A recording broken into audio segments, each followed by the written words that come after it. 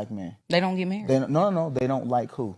Oh, they don't like black women? Well, yeah. The national average for black men who are married, what are they married to? It's got to be black women. Black women at what percentage? Over 85%. But it don't matter though, because once they make money, that's when they go get white women. White women, yeah. The national average for making over $200,000, black men, right? How many of those men are married to black women? I'll give him about a cool 95%. 95? I believe it. I do believe it. And then when you hear the horror stories, we got to talk about Scottie Pippen. Girl. Lex has a good point though, because they'll show the Scottie Pippen, right? And they'll say, look, this is how black men behave. Yeah. But that's not the fact. Destroying the black family has been on the forefront of the mind of the people who created this country. How do you destroy the black wealth in this country? Yeah. Destroy the black family. Make black women think that black men don't love them. Make black men think that black women don't respect them. That's all a fallacy. It's not true. The older I get, I'm 40 years old now, the more I realize that everything I've learned from mass media has been programmed by...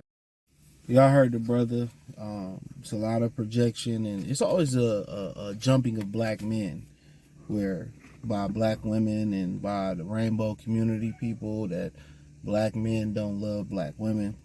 Oh, they swirl, or they always marry out, or they always date out.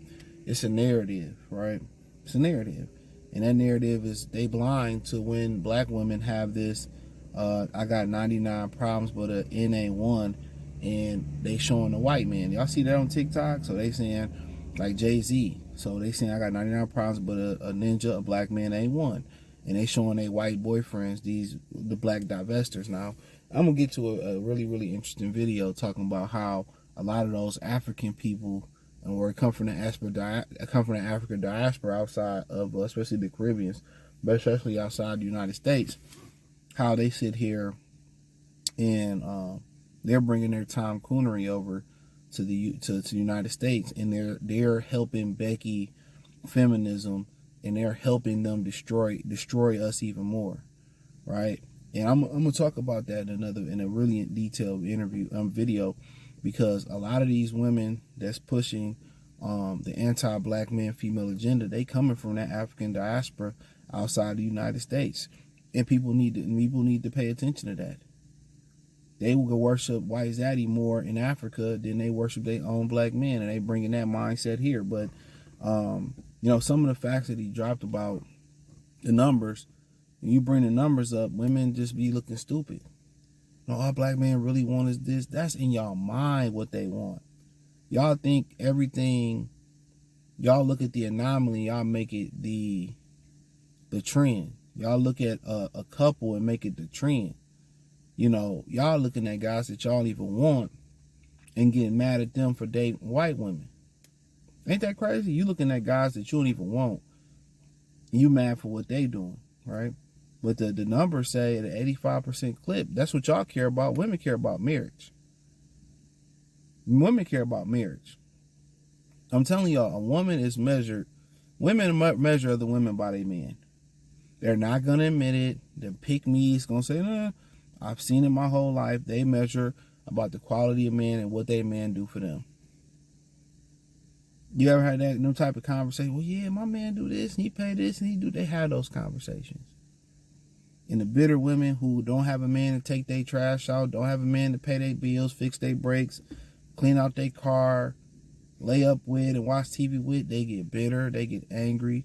Women can't take it, bro. They always talking about a man can't deal with the hurt that a woman do. Bro, we've been dealing with hurt since the mud, since the dirt.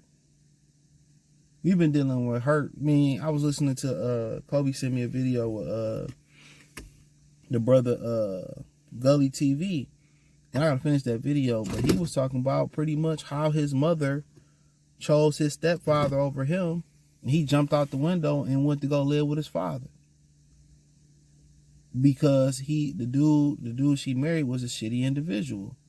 And he was talking about how these women make up these ideas in their mind to make these guys greater than they are. And I'm just like, damn, a lot of us got the same story. A lot of us just had a certain loyalty to our mother that we didn't leave. But a lot of us got the same story. That we felt like the women around us, chose niggas over us. And it was what it was. That's why I just don't be giving the care. I'm very selfless. I don't care. You can feed your kids, your aunt, your cousin first, your Yeah, whoever, as long as I eat, I'm cool. I just really ain't tripping. I just feel like for a lot of people, if you have a problem with me, bro, it was really on your end. That's how I feel. Like I'm just at this point, I don't have time to be controversial. I always took a back seat. I was cool with it. I had no issue with playing my part, but I felt them on that story, and it's a lot of other dudes that went through that same situation. So how can you say black men can't put up with hurt, and we've been putting up with hurt that y'all can't even fathom. They've been putting jackets on us like we retarded, we slow, we stupid, we lazy. They've been putting us on drugs, and ain't nothing wrong with us.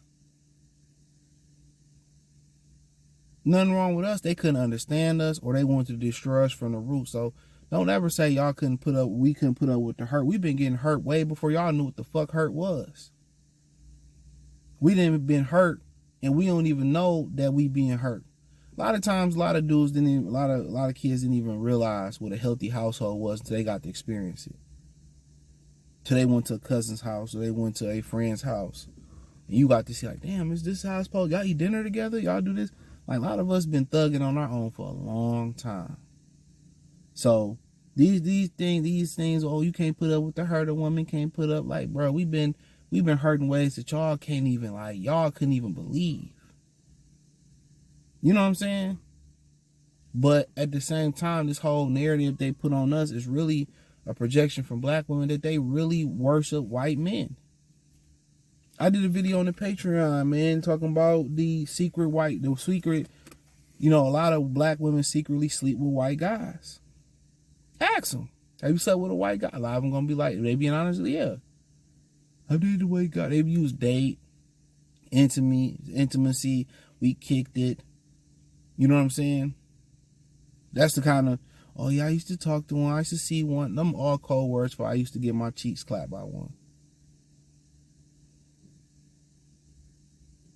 You know what I'm saying? I'm telling y'all, man, there's a whole situation going on out there where a lot of women, black women, they really like white guys. That's what they really desire. But it's no secret. I blame them for not what they know and not what they do. Neither one, because they have the power. Asian women, they look up to white men too. They're number one on the dating market. African women, we just talked about that. I'm gonna do a whole little thing on that. At some point, they look up to them too. All women desire them. You see Thai women with them. They've been passport bros. Black women and white men, they've been passport bro and passport sis. You know what I'm saying? They was just smart enough not to put a fucking name on it until brothers put a name on it. You hit the passport sis. But yeah, they the number one. They seen as the most powerful in the world. Even though they the most outnumbered in the world, but people just don't know it. But like I said before, it's just projection. That's who they want to be with. And when they can't be with them, they try to, basically, it's like what Precious did to, her mama did to her, whoever Monique played in that video. She just tore her down so she couldn't have confidence, so she'd get deterred and she wouldn't go out there and be successful. But I wouldn't let a woman's mouth tear me down, because they words don't mean nothing. It's as good as trying to take some food stamp cash from 95 and try to spend it at the store today. If the currency is no good, they mouth, they words, they liquid sword, their mouth is no good. So don't let them discourage you. If you want to interracially date, do it. If you don't want to interracially date, don't do it. Believe what you want to believe. But the numbers that he said, those are factual.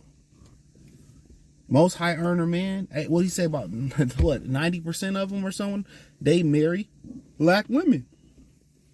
They do. But y'all look at the athletes, and y'all say, well, that's all we can do is shoot a jump shot or score a touchdown.